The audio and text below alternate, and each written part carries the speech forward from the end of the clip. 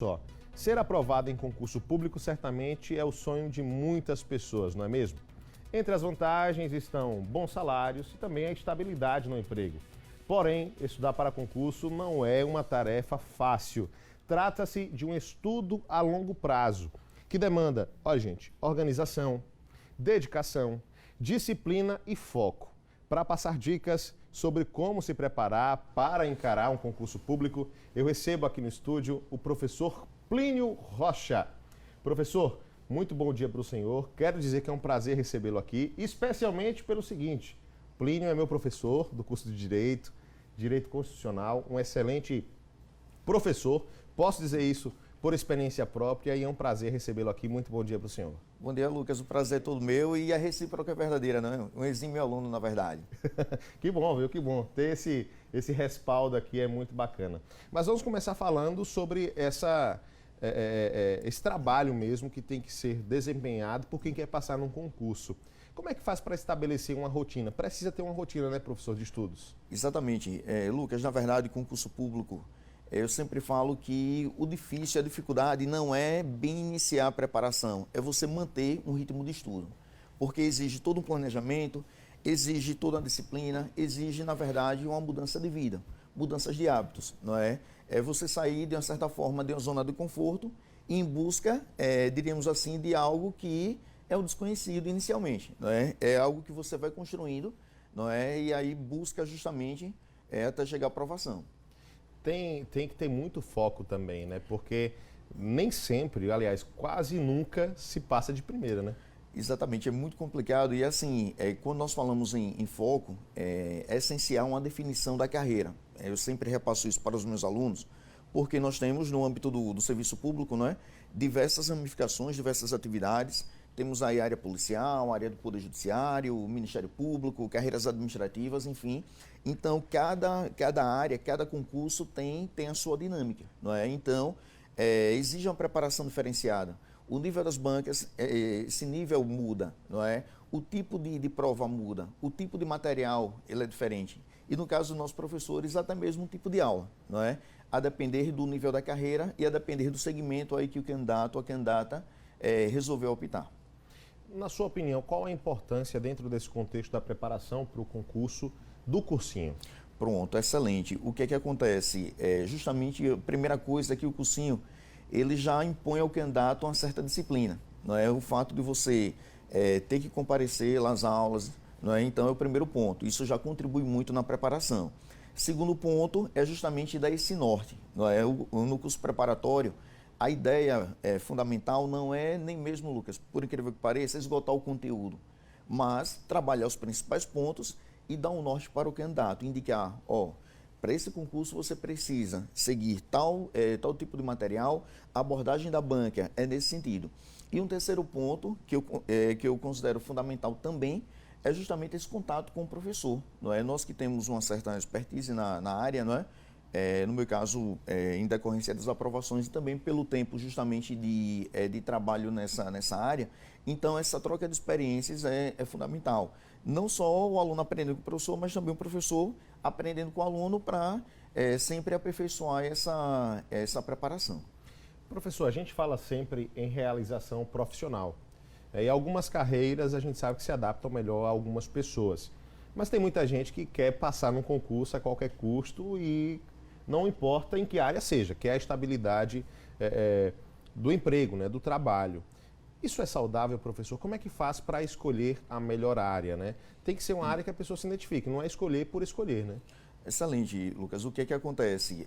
Essa questão é questão, diríamos assim, eu sempre falo muito subjetiva, muito pessoal.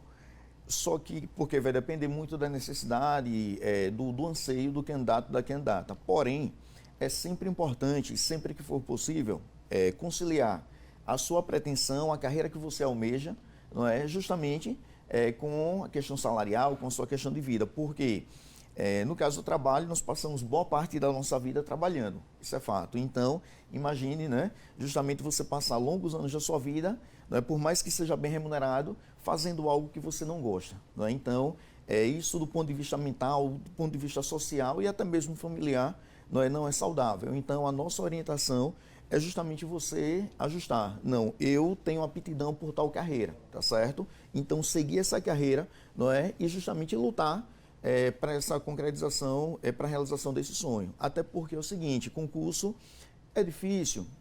A concorrência é alta, sim, mas é algo extremamente possível, tá certo? Antes de tudo, você acreditar na sua capacidade. No seu dia a dia, professor, e aí eu acho que parte muito da sua experiência, né? Muitos alunos já devem ter passado pelo senhor. Eu imagino que já deve ter tido aluno que passou de primeira, Sim. mas teve aluno também que tentou durante anos, né?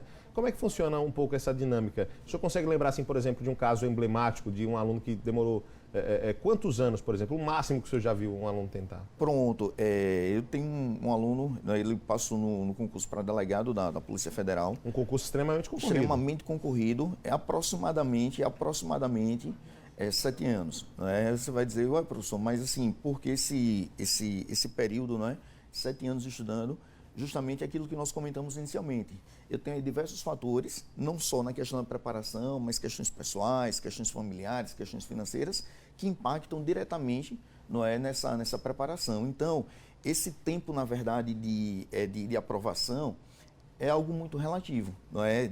Inclusive, o pessoal sempre diz, concurso público é uma fila, não é?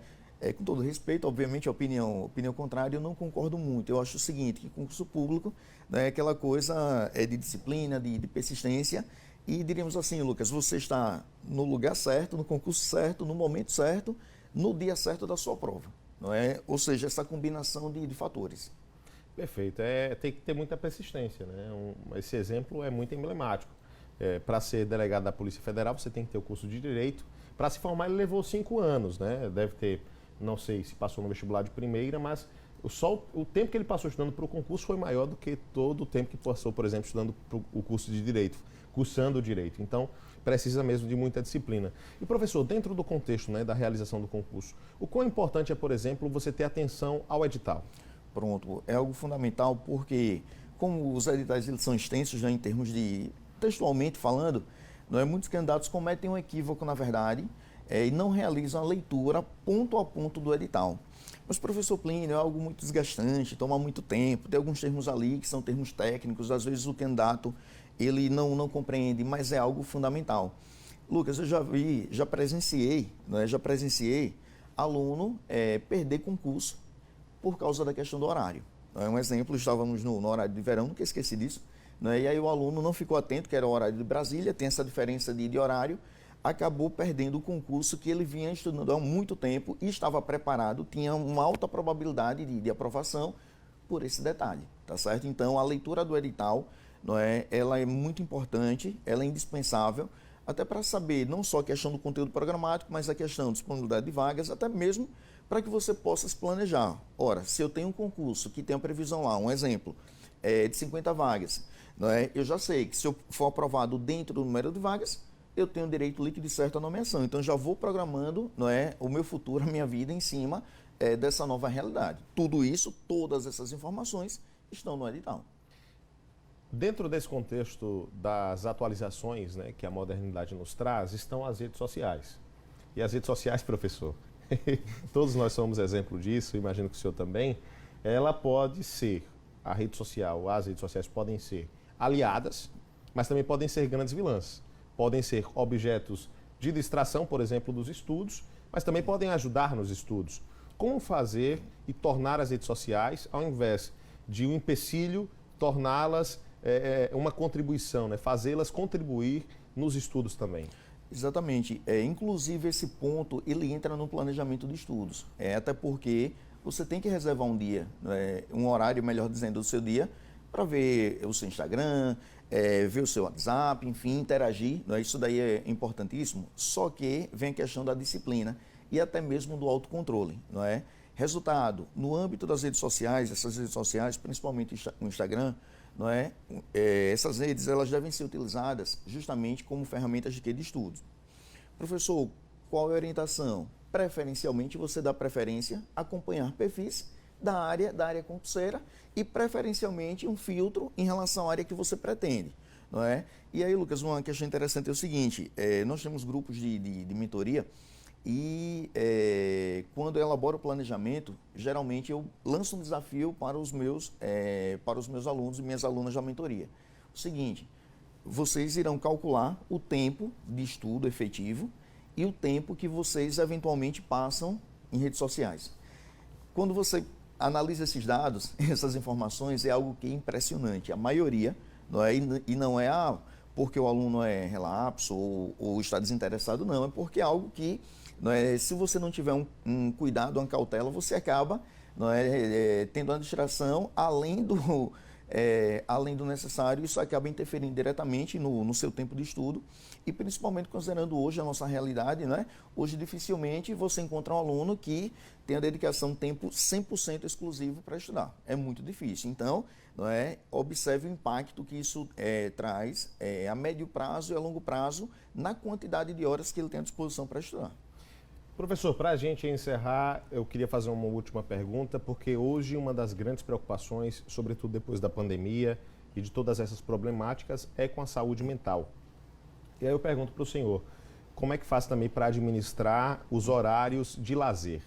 Ter tempo para o lazer faz parte também do processo de se preparar para o concurso? Com certeza, e é um ponto assim que eu reputo indispensável, Lucas, porque não adianta você, por mais que o seu concurso, a sua prova ela esteja próxima, como é o caso, por exemplo, do concurso do Tribunal de Justiça do Estado de Sergipe, né, teremos a aplicação da prova dia 15 de outubro, não é? A prova é iminente.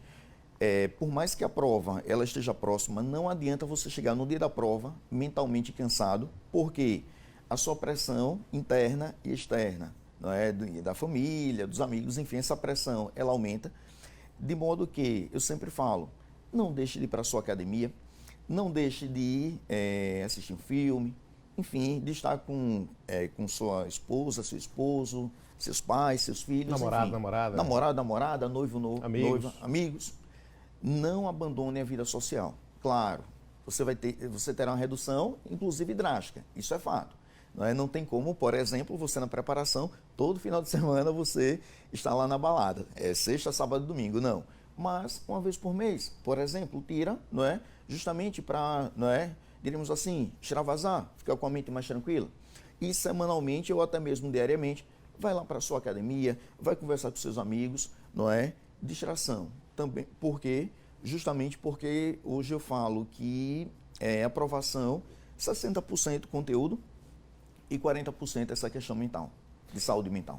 Perfeito. Professor, quero muito agradecer sua presença, renovo os votos em dizer que é muito bom ter o senhor aqui, especialmente porque é meu professor, né? Para quem não sabe, eu faço curso de Direito também, um excelente professor, então eu sei que nós estamos conversando com alguém que é referência no assunto. Obrigado demais pela sua presença aqui e aproveite e leve um abraço também para o seu irmão, Lincoln Rocha, que é também advogado, um grande amigo também. Exatamente, eu agradeço imensamente a atenção, aproveito e mandar um abraço, né, para ele também.